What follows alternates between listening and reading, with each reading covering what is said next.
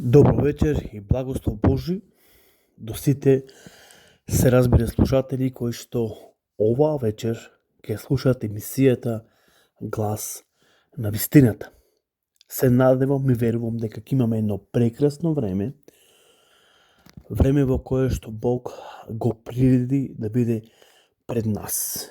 Така да, на вистина, мене ми е уште еднаш драго и мило што можеме оваа вечер да бидеме заедно и да се нахраниме од зборот Божи, од Светото писмо или Библијата. Така да верувам дека Господ и ова вечер има нешто за нас специјално кој ќе ни го открие преку неговиот збор Божи и преку неговиот, се разбира, Дух Божи. Така да ова вечер ќе зборуваме за раѓањето на Исак. И ќе го видиме во 3 етапи. Значи, ќе зборуваме или ќе читаме за раѓањето на Исак, кој ни е запишено, се разбира, во Светото писмо. Ќе отвориме заедно во првата книга на Мојсе, во почетокот или создавање, 21 глава. Ќе отвориме и ќе читаме од 1 до 7. Еве што Господовото слово ни зборува на сите нам. И Господ милостиво погледна на Сара, како што беше рекол, и постапи Господ со Сара според зборовите своји. Сара зачна и му роди на Аврам син во староста негова, во времето што Господ беше би го објавил. Аврам го нарече синот свој што му беше родил Сара со името Исак. И го обреза Аврам синот свој Исак во 8-миот ден, како што беше заповедал Господ. Аврам имаше 100 години кога му се роди Исак. Сара пак рече: Господ ми нанесе смеја. Кој ќе чуе за мене, ќе се смее. И рече: кој би рекол дека Сара на Аврам ќе му дој деца, зашто му се роди син во староста негова. Всушност, во овој текст го гледаме раѓањето и името на Исак. Реков ќе зборуваме во 3 етапи или 3 точки. Прво ќе го видиме и го гледаме всушност тука исполнувањето на Божјото ветување дадено на Аврам. Но ќе се навратиме и ќе ги разгледаме Божите ветувања, како што и во претходните емисии нагласив дека Божите ветувања се да и амин. Но овој текст кој го имаме пред нас, Библијата ни открива дека Господ погледна милостиво на Сара, како што беше рекол, и постапи Господ со Сара според своите зборови или според своите ветувања. Ако отвориме во првата книга на Мојсе, 12 глава, и читаме од 1 до 3. Еве што Господ ни зборува. И му рече Господ на Аврам: излези од својата земја и од родот свој и од домот на татка си, па појди во земјата што јас ќе ти ја покажам. А од тебе ќе направам голем народ и ќе те благословам и името твое ќе го прославам и ти ќе бидеш благословен. Ќе ги благословам оние што тебе ќе те благословуваат и ќе ги преколнам оние што тебе ќе те преколнуваат. И преку тебе ќе бидат благословени сите народи на земјата. Потоа ќе отвориме во истата таа книга, во првата книга на Мојсе, 15 глава, ќе читаме од 1 до 6. По овие настани беше упатено словото Господово кон Аврам. Видение. Не плаши се, Авраме, јас сум ти закрила и наградата твоја ќе биде многу голема. Аврам му рече: Господи, зошто ми се твоите дарови кога сум без род? А наследник во мојата куќа е Елиезер од Дамас. И пак му рече Аврам: бидејќи ти не ми даде потомство Ете, затоа еден од слугите родени во куќата моја ќе биде мој наследник.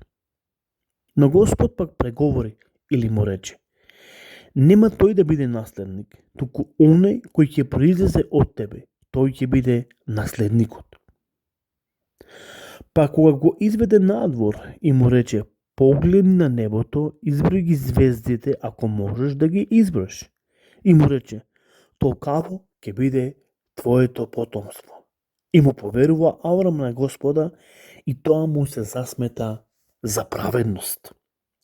Потоа ќе отвориме во таа иста книга, 17-та глава, ќе читаме од 15 па се до 22 стих. Значи, прва книга на Мојсе, 17-та глава, од 15 па се до 22.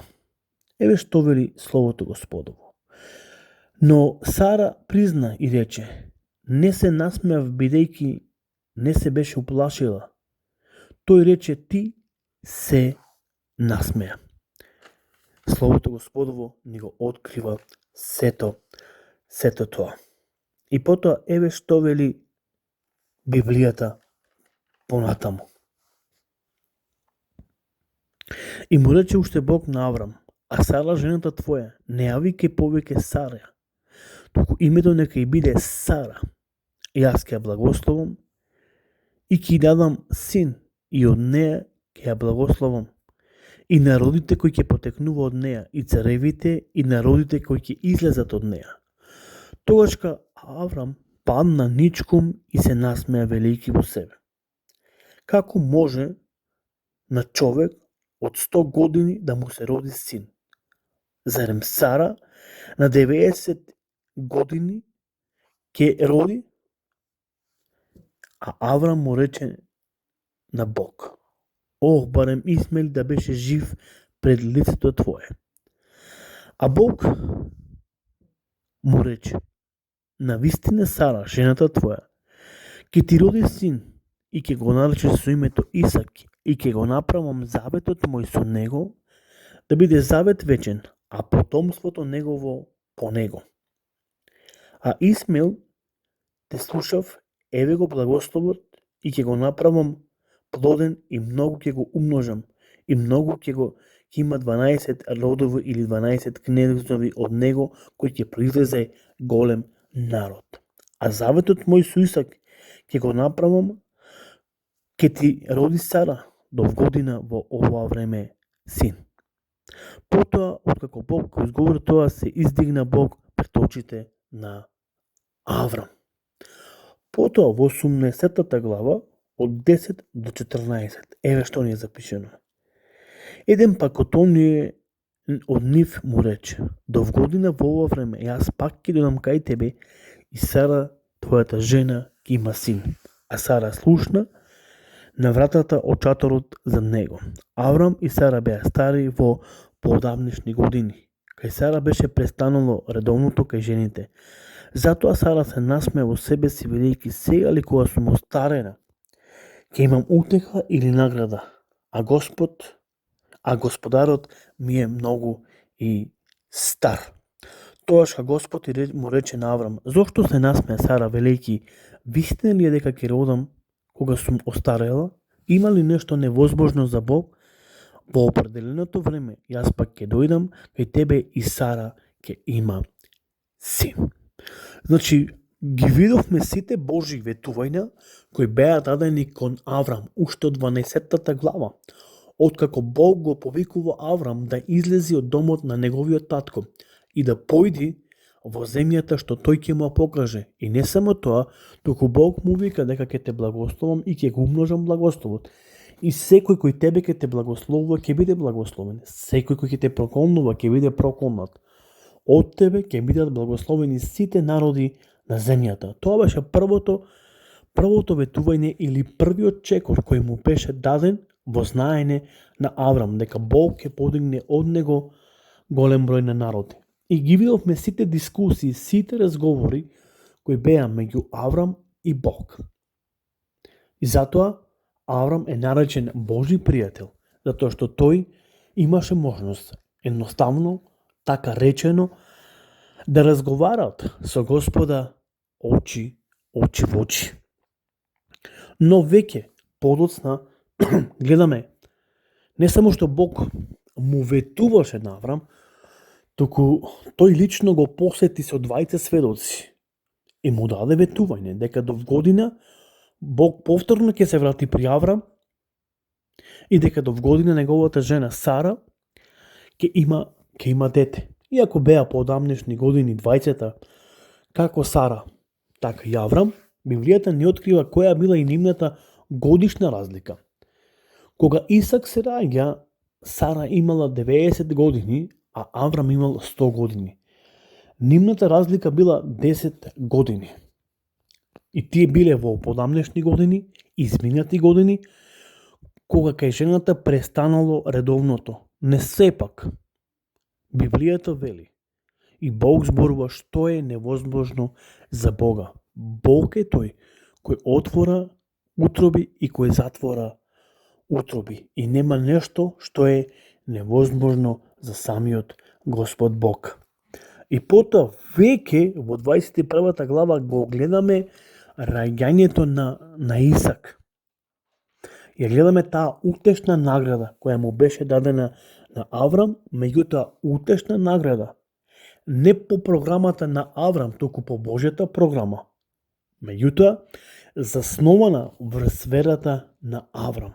Библијата вели Аврам му поверува на Господ и тоа му се прими за праведност. И затоа Библијата го објавува Аврам човекот на верата. Потоа гледаме дека со доаѓањето на Исак, со раѓањето на Исак, Аврамовата тага, која беше го обземила во животот, Бог во свое време ја претвори во голема радост. Затоа што Аврам доби син, кој се викаше Исак. Иако реков, нели, беше во поодамнешни години, но Бог навистина го благослови, го награди. И затоа зборуваме дека наградата сама по себе си има и си носи сама по себе и своја награда. И затоа треба да останеме верни кон Господа, а Бог не само што ќе ги реши сите наши проблеми, не само што Бог ќе ги реши сите наши животни дилеми, туку Бог ќе не благослови, ќе не награди. И затоа Бог му вели, јас ќе те умножам и ќе те преблагословам и ти ќе бидеш благословен.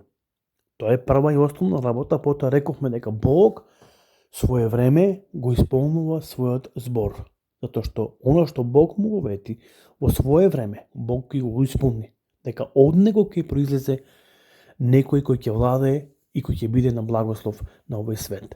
Така да, навистина, треба да веруваме во Божите ветувања и дека кога ќе дојдат тие, навистина ќе бидат исполнети затоа што се дадени, се разбира, од Господа. Ако нешто Бог, почитувани слушатели, нешто ни ветил Бог, сигурно дека кога ќе дојде времето, без да се разочаруваме, тој ќе го исполни се она што Господ го ветил за сите нас. Затоа, Господ нека биде со вас, така да останеме цврсти во верата, да се молиме, да веруваме дека благовремено, она што го бараме пред Господа, може би, не знам, долго време, ама не би требало да се разочаруваме, верувајќи дека навистина Бог во свое време ќе одаде. Помина едно одредено време, но сепак Бог го исполни ветувањето кон Аврам. Може би ќе помине и за нас едно одредено време, но сепак Бог нема да заборови кон она што нас не го ветил или кон она што ние навистина го бараме од Господа. Зборуваме за една многу доста интересна тема. Не само за дека Бог се грижи, не затоа што само Аврам верува во Бог, но ќе видиме и подоцна како Бог, затоа што Аврам му верува на Бог, Бог ќе се погрижи за сите негови потреби и грижи. И ако даде Господ, во наредната емисија ќе зборуваме точно за жртвувањето на Исак. Како Бог на еден посебен начин се погрижи за животот на Исак, меѓутоа испитувајќи ја, правејќи проверка на верата на Аврам. Библијата вели, Новиот Завет, дека нашата вера треба да помине како нели злато низ оган, за да може да биде нели, проверено тоа злато. Така да имате пријатна и убава вечер. Господ нека биде со вас, па се разбира се слушаме до наредната емисијата насловена како Глас на вистината. Господ со вас и Бог нека ве благослови. Амин. Пријатно.